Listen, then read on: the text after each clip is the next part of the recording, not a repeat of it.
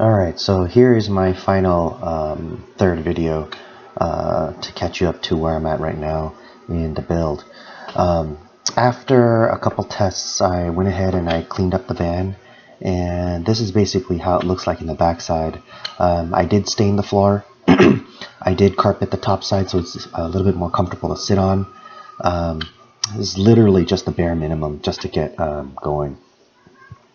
I did have to recalibrate the scale of the rear view camera. So I used the stud lengths. They're 6 feet, right starting underneath the bumper, and I got everything lined up. As of right now, throughout the day, an average day that I'm not camping, I'm dropping down to about 24.79 running the smaller fridge with stuff in it. Stuff was frozen, drinks. I was still trying to figure out the best thermostat position, but I think it had to deal with, I put the fridge in between the two front seats, and the engine was making the floor very hot. So I ended up moving it out of the way. Because battery was an issue, I ended up investing in a 24 volt battery charger. So I got this Norco charger just for emergency use. Last couple trips we've been using a 5-gallon jug water. I ended up getting a 2-gallon jug and using the same pump, and this is how we got water, and it was okay, but I wanted more, and this is hard to hold. So I came up with the idea of making a pallet, my water pallet, and I originally thought I was going to carry like 50 gallons of water, two 25-gallon tanks that would fit underneath the bed panels, but I picked up one at a time. I found this one cheap on eBay, got it shipped over, had a pump laying around that was 12 volt, but I was able to use my step down for the power for it. I also had a water filter system laying around too, and it was really big, so I ended up not using that. So I looked around a little bit more, and I found a smaller 2-stage water filter system that I thought would be enough for me to drink the water. So I got a sediment filter and a carbon, I think it was a 5 micron or 2.5 micron carbon filter put into it. I would feel confident in drinking water from tap coming from that tank going into that filter. So I wanted to be basically at minimum drinkable. So I went ahead and I started to set stuff up. I ended up putting the tank and some rigid hardline tubing, put a valve in the middle, just very simple setup to the pump. And I went ahead and I got everything laid out, mounted, took everything back off, and I even took off those little mounting, the harnesses, so I could paint it, not paint it, but stain it. And you can see I put little ribs on between the two horizontal blocks is to catch the water in case I had any leaks. So I went ahead and I stained it and I sealed it, and I did that maybe like I think I did like 2 or 3 coats. It took a while to dry everything out, but after everything was done, it turned out really nice. I ended up putting everything back together, and every couple days or so I still do test the solar for its stability. Here I'm testing what my minimum voltages are throughout the day. One of the biggest things is I want to make sure I can leave the fridge on and not have to worry about turning it off. So there were some cloudy days and it worked out pretty good. So I was at 24 volts minimum, 24 and a half. Here you can see everything does fit underneath the bed panels, and I put the tank at a slight tilt so that the water would go all the way down to the outlets. As you can see, I was drinking my drinks out of the fridge of the van, and still having problems with adjusting the thermostat on there. So I ended up moving the fridge back to the side behind the driver's seat. So here is everything all mounted and set up the way I wanted to. You can see those white blocks I added in after the fact to brace the filter and also the outlet for the hose. I ended up gluing that onto the pallet. I also wanted to figure out how I'm going to put the water into the tank. So that's what I started working on next, and I ended up putting the tank in, and I drove it around like this for a while too, just to make sure everything was stable. I built it pretty nice and tight into the pallet area, and worked out really good. There's no movement at all. Water does slosh around, but it's okay. Here is the tube I was going to use for the inlet, and I wanted it to be higher than the tank.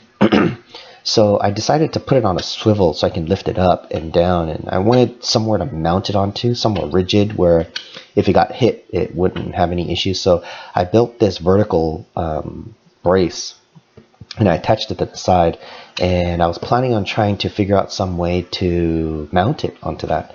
So I found some hose clamps, actually conduit clamps in the hardware store, and I ended up using it to hold this up. So I made some other braces in the middle and also on the back side where all the hoses connect, and I wanted to make sure everything was lifted up. This is where the hose meets the tank, and I actually used the conduit clamp for that also. So you can totally tell it's new because I didn't stain it. But I went ahead and did that. This is basically how it looks like. I'm very easily able to slide this in and out with my hands. The wood on wood is very slippery, so I was able to get this in and out really easily, even with water in the tank.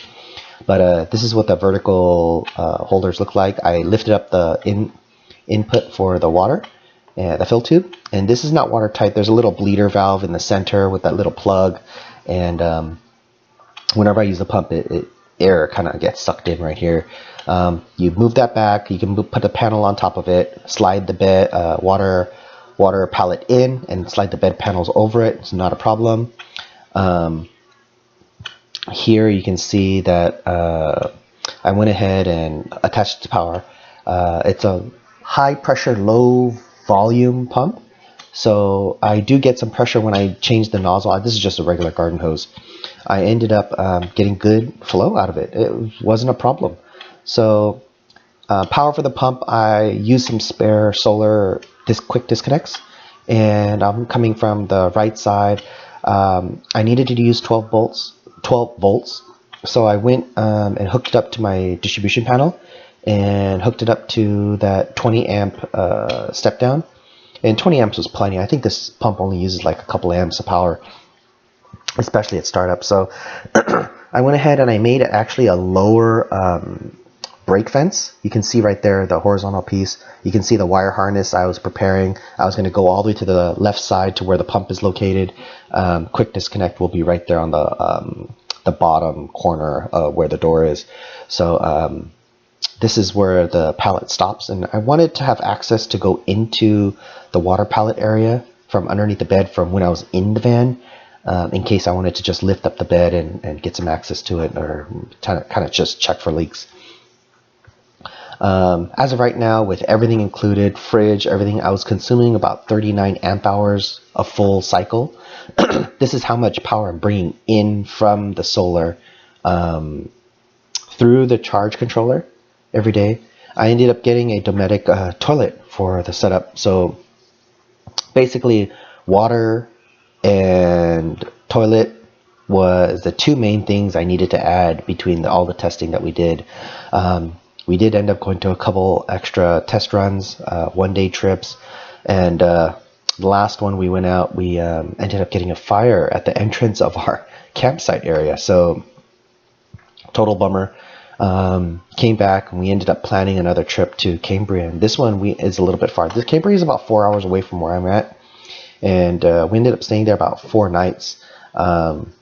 You can see we had the rice cooker out, extension cord, the hose was popping out the back, and yeah,